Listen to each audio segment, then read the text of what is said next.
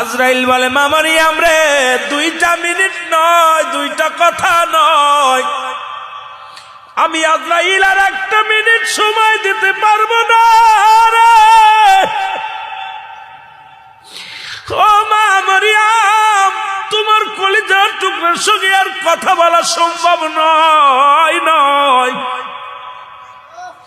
কারণ আমি আজরাইল হুকুমের গোলাম, হুকুম হইছে তোমাকে নিয়ে যাওয়ার জন্য গো। আমি 2টা মিনিট দেরি করতে পারবো না।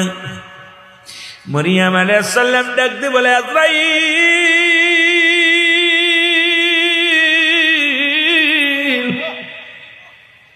একটু অপেক্ষা কর, আমি বিদায় নিয়ে যাব, আমি তোমারে বাধা দিব না। তবে আমার কলিজার টুকরা সন্তান, মা বিনে বড় কষ্ট হবে রে। আমি সারা পৃথিবীর মধ্যে আর কেউ নাই, আমি আমার কলিজার টুকরা সন্তানের 2টা কথা বলার সুযোগ করে দাও। আজরাইল কয় মা মারিয়াম, আমার কাছে বলে লাভ নাই, কারণ আমি হুকুমের গোলাম, আমার আল্লাহর হুকুম এসে নিয়ে যাওয়ার জন্য 1টা মিনিট নয়, আমি এখনই নিয়ে যাব, তুমি প্রস্তুতি হও।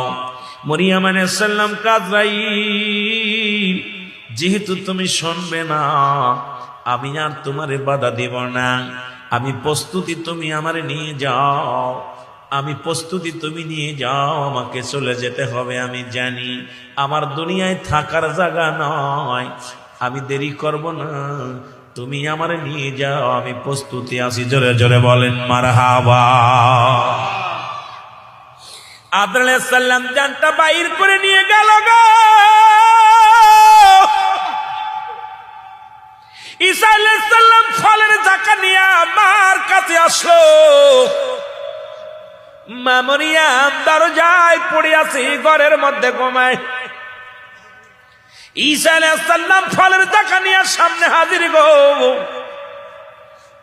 ডাক দেয় না, মা ঘুমাইছে, মা ঘুম ভেঙে গেলে মায়ের কষ্ট হবে। ফলের বাস্তাগুলো, ফলের ছাকাগুলো রেখে দিলেন মায়ের শীতানে, রেখে দিয়ে অপেক্ষায় আছে, কখন মা উঠবে, কখন মা খানা খাবে। আবার চিন্তা করে, মা তো কোনোদিন, আমি যখন ঘরের মধ্যে আসি, আমার মা পায়ের শব্দ শুনে জেগে যায়, আজকে মা কেমন ঘুম ঘুমাইলো, মা তো ওঠে না, মা জননী আমার ঘুমায় আসে গো।